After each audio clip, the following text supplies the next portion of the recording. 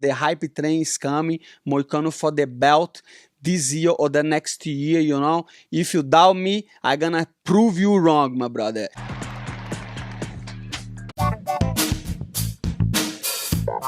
This is the Schmo with the pro. He's 18-5-1. He's the number 13th ranked UFC lightweight. He's money, Renato Moicano in the flesh, coming off his big victory. UFC Vegas 85 against Dober. How we doing? What's up, Schmo? Doing great. How about you? The Schmo can't complain, man. They stitched you up pretty quickly there. 7 stitches over that right eye? Easy money. 7 stitches, really fast, you know, and unfortunately, I got a headbutt on the second round, but other than that, Dober, tough fighter, but was a good fight.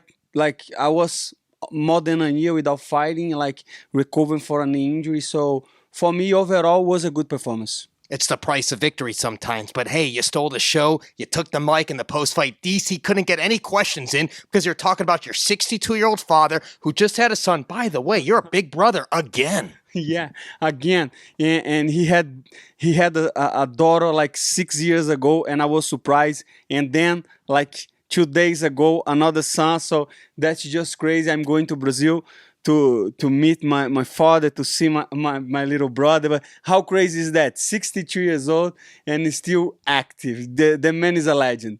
The genetics are crazy. Are you going to try to beat the man and try to have a kid when you're 70 or something? Man, that's going to be hard. Let's see. I don't think so. I think 62, I will be done.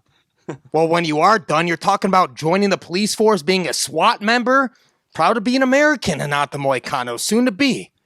100%. You know, a lot of people was asking me why you keep saying that stuff. Why?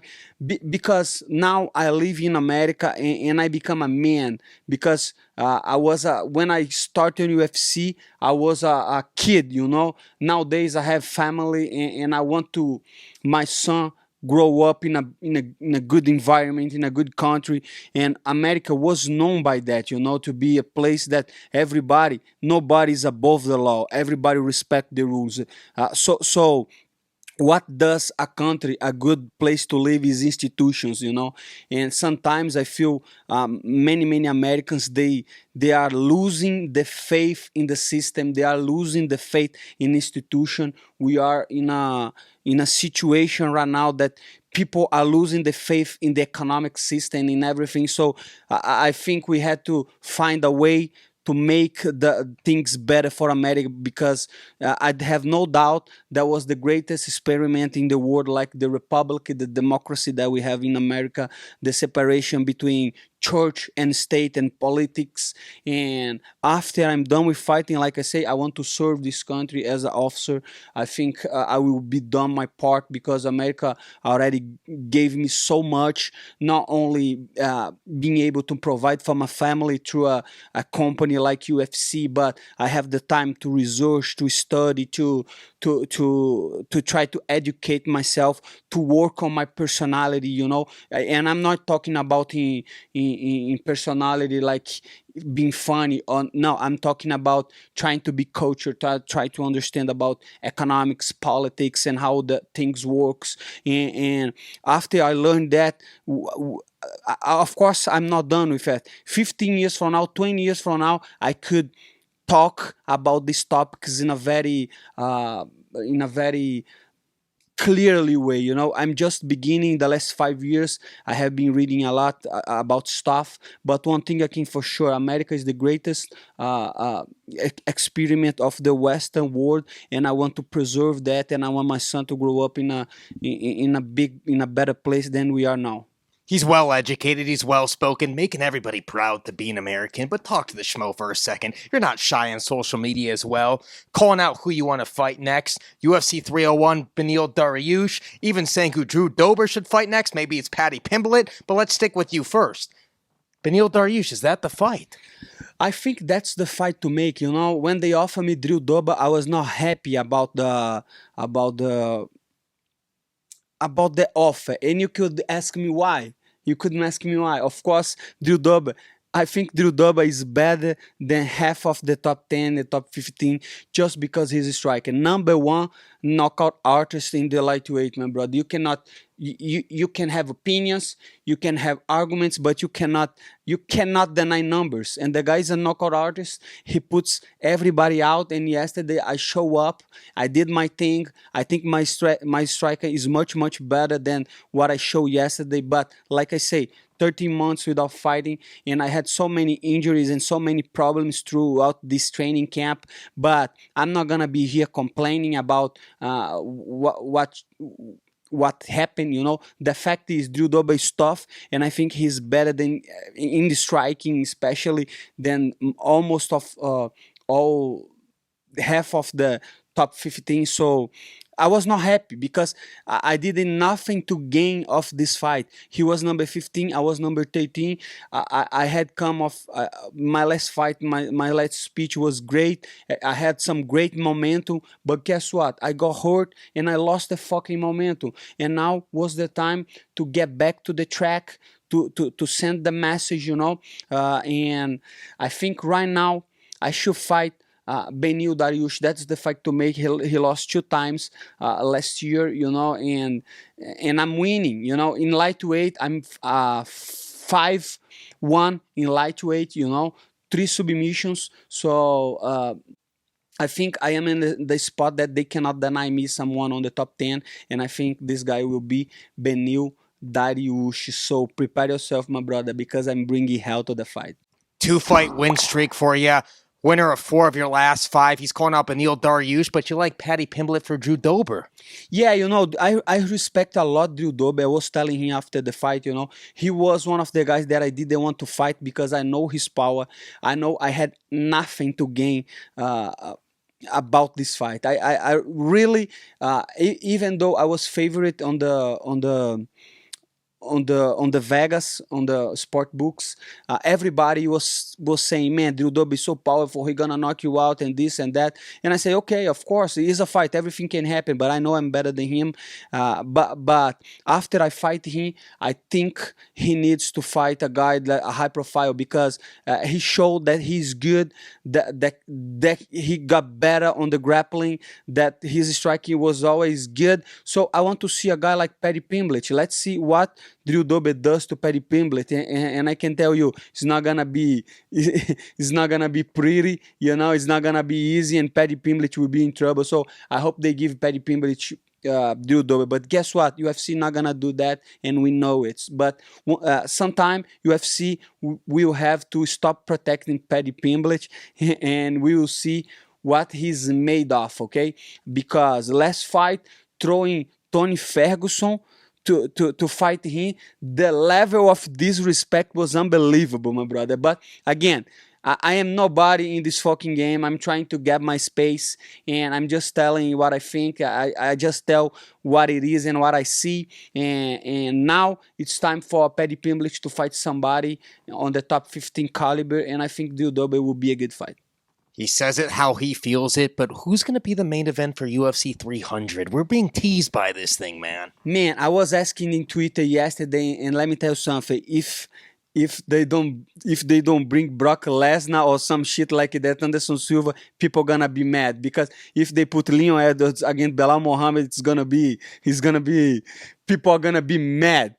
People are gonna be mad because when they said UFC 300, everybody was expecting something else, So I think the expectations were so high that I think nothing that you can come up right now gonna satisfy people, because people are probably could be Adesanya against Dricus Du Plessis, but that's not a fight that I want to see, to be honest with you, in UFC 300. I think the card is pretty okay. Like I was saying the other day, I really like Bobby Green versus Jim Miller. I think that's the best fight of the card, not because not because the rankings and belts, but because Jim Miller is a stud. I think Bobby Green is a great opponent for Jim Miller. I think that fight makes sense. I think the UFC made the right decision on that fight. That's an incredible fight. Max Holloway and Gaethje, another great fight, and Charles Oliveira and Sarukian, another great fight. But something's missing, right? Something's missing. You remember UFC 100, UFC 200. We remember who were the main event, crazy cards, and I think UFC. I don't know who is going to be the main event, but if they don't come up with something big, people are gonna be mad. Who do you want it to be? Man, you know what a good fight. Of course, that fight's not gonna happen, but imagine like Khabib and GSP. I think it should be something like that, you know. Khabib versus GSP, Anderson Silva versus John Jones in their primes.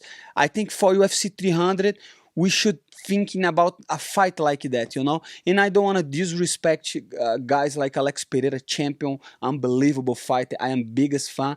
But even Alex Pereira to go to fight somebody on UFC 300, I think is not enough, you know. I think it's not enough. I think UFC 300.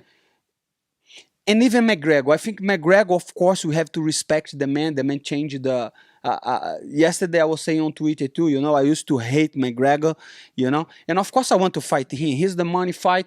I used to hate McGregor, but you have to respect the man. He completely changed the game, and he's still one of the stars that have the same proportion of Anderson Silva, John Jones on their prime. Even though he's not on his prime, even though I think he's not even competitive on the top 5, he's still a star, the biggest name on the sport. But let me tell you something, I don't want to hit on UFC 300 against Michael Chandler. That fight's not good. So it must be something, you know, must be maybe somebody from another division. But I don't know. I completely have no idea who is going to be the main event and what is a good main event for UFC 300, because right now we don't have many stars like before, back in the day. You remember GSP, Anderson Silva, even the BJ Penn times, you know, even Honda Housey, we don't have the same. Cain Velasquez, I keep remember these names because back in the day, I remember when I was a kid, I was a teenager, watch UFC. UFC was like a super show.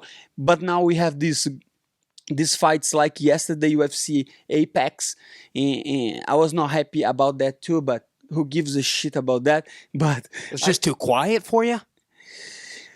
Man, look at the main event, man. Let's be honest. I don't want to be hating nobody, but as far as I am concerned, both guys were coming off a losses, right? Yeah. Both guys are. How can you put two guys to headline coming off a losses? You know, and they are not well known too. It's not like they are two champions, former champions. No, you know. So again, I don't want to disrespect them. That's not my position because I'm a fighter too. I don't want to disrespect them. But we are talking as a fan, right? Because I'm a fan of the sport. I have a YouTube channel. If you don't know, I do great commentary, one of the best commentaries in the YouTube. Make sure you follow the link. Schmo gonna put on the link, Money Moicano channel. And by the way, I will use this time to sell my merch too. So if you see here, Money Moicano t-shirts and hat, and you can find it all on moneymoicano.com. So please, if you want to support the channel, that's appreciated, my brother. But getting back what I was saying, I'm talking as a fan, and as a fan, I watched many fights in UFC Apex, and it's not the same thing. Nothing, and for the fighters is the same. It's not the same thing. It's more like a training session, you know, because ATT is bigger than Apex. So what was like a sparring session. That's what it felt like for you, a sparring session? Felt like a sparring session because no crowd. Another thing that was mad because it's so quiet, and the corner they can keep talking to the referees all the time, and the corner was saying there is no action, he's doing nothing, stand them up, but I was working, and I watched the fight, and man, I was trying to establish dominance position, to start the ground and pound, to work for submissions, but I was afraid because every time the referee was saying work, but I was working. It was not like I was just laying down. I was working, trying to pass, and I feel like it's so quiet that you literally have conversation between corners and referees, and that's not good. But again, I don't know shit. That's just my shit opinion. Well, a lot of the fans want to hear that, but talk to the Schmo for a second. Let's go back to UFC 300. We got the BMF title on the line between Max Holloway and Justin Gaethje, but also sense. That make a lot of sense. A top contending fight between Charles Oliveira and Arman Tsarukyan. Between those two fighters, the victor, who's most deserving to challenge Islam Makhachev for the lightweight strap. You know, this fight, the guy that deserves most is Justin Gaethje or Max Holloway, in my opinion. You know,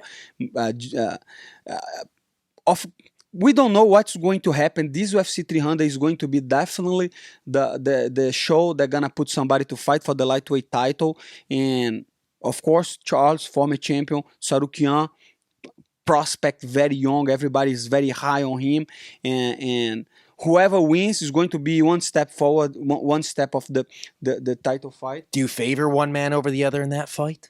It's going to be a tough fight for both, but I think Charles overall, he's big, you know, good grappling. I think Tsarukyan maybe could not control him. It's going to be a tough fight, you know. It's not going to be an easy fight, but most likely Charles. But again, that's not a sure thing. That's just my opinion. I could be biased on that. I was going to say a little bit of bias over here. I could be biased on that because of course Charles is Brazilian. So and of course I was scheduled to fight Tsarukyan, so that's what I think. That's how I feel. Maybe Charles will win, but again, I don't know. Separate. Maybe I'm biased, so that's why I prefer don't answer the question. You know, but to be completely honest with you, Justin Gaethje should be the next one because he beat Poirier, he's beating everybody, he's beat Fiziev, and now he's fighting Max Holloway. So if he beats Max Holloway, he's number one. And if Max Holloway beats him, of course should be Max Holloway because Max Holloway is a fan favorite. Everybody loves him. Always come to fight. Have been in UFC for a long time. One of the youngest champions. So I want to see if he beats Gaethje, which is going to be hard. Let's see, Max Holloway versus Islam Makhachev, and then whoever wins, Charles or Arman, they wait for the title shot next. As one of the best people on the mic right now in the UFC, who's your favorite guys to listen to on the mic right now? I like Sean Strickland, right? Sean Strickland start to tell people these things, and I like what he does. You know, I think he does a good job, and nowadays I think Sean Strickland, right?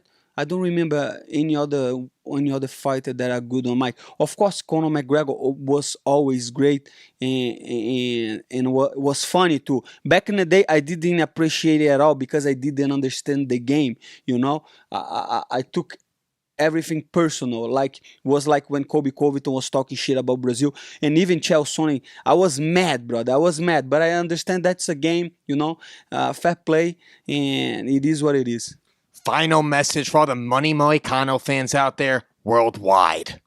Thank you so much, you degenerates. Like I say, go to my channel, support, you know, before it's too late, my brother, because the hype train is coming. Moicano for the belt this year or the next year, you know. If you doubt me, I'm gonna prove you wrong, my brother. If you are on the hype train, buy the t-shirt, buy the merch, and always use the like button because YouTube is very ungrateful, my brother. So you have to, it's like a god. You have to praise for the YouTube algorithm. Schmo knows.